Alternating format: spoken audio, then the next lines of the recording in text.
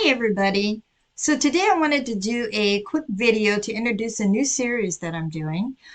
It's called 101 Ways to Improve Your English. So this is going to be a series about developing English vocabulary. That's probably one of the most popular questions that I get from students is, Miss, how do I improve my vocabulary? Well, we have lots of different ways. Matter of fact, I have 101 ways, but I'm going to break them up into different videos. So this way I can explain and can elaborate on each one, and we can have a good time exploring the different ways. All right, so now in the series, we're going to talk about it. We're going to break them down one by one. I don't want you to rush at all with these. Learning a language should take time. It takes diligence and takes a lot of practice. So don't be in such a hurry. Just relax and take it as it comes. But there's lots of ways that you can actually increase the speed of learning a language. There are tips that you can do. And of course, we're going to go over that in this series. So the very first one I want to talk about is reading. You have to read. Read, read, read. You cannot read too much. Books are an amazing way to improve your English vocabulary. And not just books. You can read magazines, newspapers, online libraries. You can go to bookstores. You can actually go to libraries. You can read on your phone. You can actually download PDF files on your phone. You can do Kindle. There are so many options for reading. The point is to make it a habit. You have to develop a habit of reading, even if you start out with only 10 minutes a day. Really, start out 10 minutes a day. Then maybe after a week, add another 5 minutes to it, 15 minutes a day.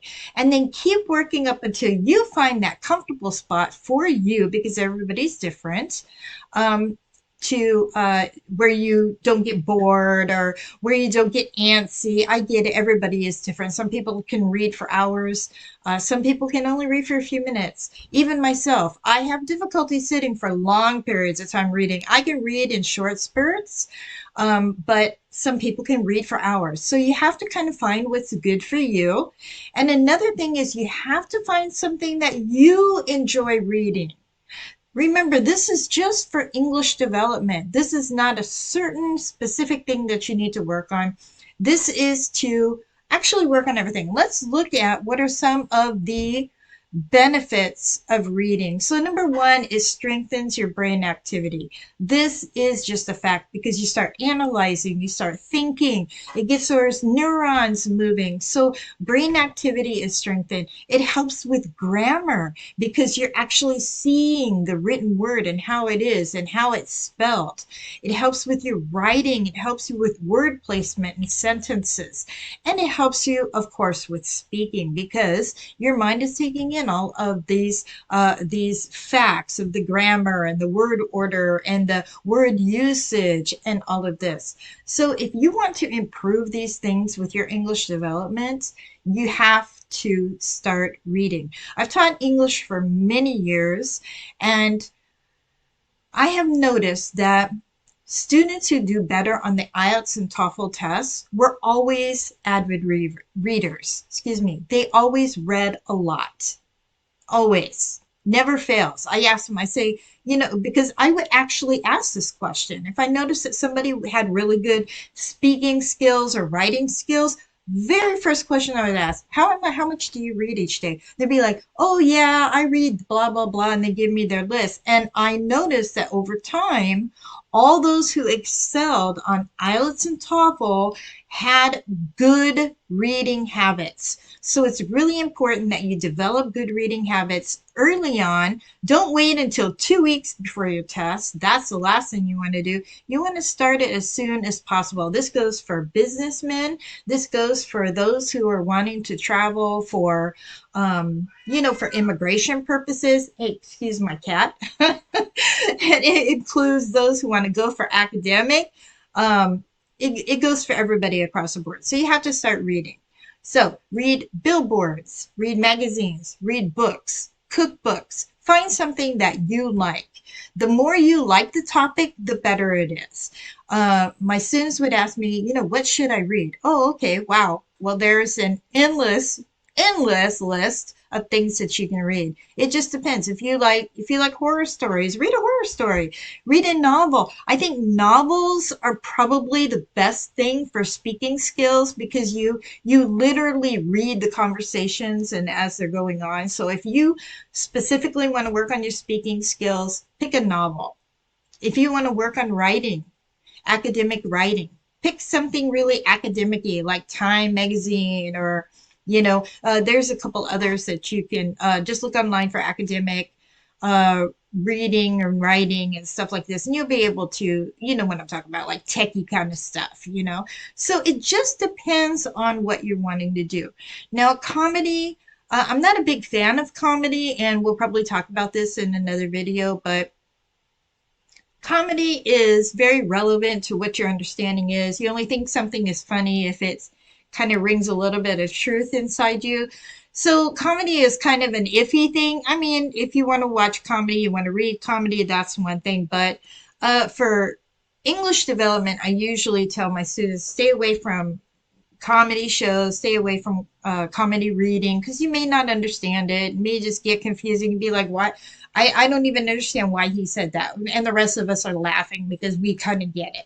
So stay away from comedy if you just want to work on your development. If you just want to read for fun and you want to read comedy for fun, thumbs up to you. But if you want to really work on your English skills, then I suggest staying away from comedy, but everything else goes. Any other genre goes, horror, uh, autobiographies, a great one, autobiographies, because they talk about their feelings a lot, right? And so um, anything else kind of goes. So you're fine. Westerns, science fiction, you know, make believe. Oh, wow. The list goes on. It's crazy, but find something that you like, that you can tolerate, and actually read through. And I'm not talking about, looking up words. You can look up words if you want. I had a student one time ask me, well, I have trouble reading because every other word I have to look up. Well, then that means you're just getting something that's too advanced for you. So that's another good point. You need to get something to start off with that you can read easily and build these skills, right? You want to build your reading skills. So even if you have to go to a graded level reader, let's say you go to a library and you start out in the children's books, or you can do it online when nobody else knows you're reading children's books, but you want to work up in the level. So don't feel bad. If you find that in one sentence you have like 5 words. If it's more than 2 words that you don't understand, it might be a little bit more advanced for you, and you want to kind of go down to a lower one, build up your skills, and then gradually work up. Nothing to be ashamed of. We all have to start somewhere, right? So don't worry about that, but build your reading skills, move up as you need to. It's okay to look up 1 or 2 words every once in a while, but if you're finding that most of the sentence you're not understanding, you're taking too much time looking up words, then drop it down a level. Okay? And you can always go to a library. Libraries are great. Online libraries are great. There's a link on my website that you can go to that I have some referred to online libraries, or you can just Google it. Google is amazing. You just put in there online libraries, free online libraries, even better. And then here's another tip for you reading. If you can get the audiobook to what you're reading, amazing. You just took it to a different level because somebody else is reading it. So you're able to hear a native speaker reading it as you're reading. And so you're going to listen to it and read along with them. This is an amazing technique because you actually get to hear the words as they're spoken by native speakers. So this is going to help you tremendously with your speaking skills for sure. So if you can find a book that actually has an audiobook with it, wow, I love that. However, these are two two different skills, even though they're like cousin skills, right? Listening and speaking. So you can read on your own, that's fine, or you can read with the audiobook and listen and read at the same time. Amazing. That's my tip for the day. I hope these videos are helping you. Give a thumbs up, share with your friends, and don't forget to subscribe to the channel. I'm going to try to put out these videos at least once a week for improving English skills. And I'll see you guys in the next video. Bye.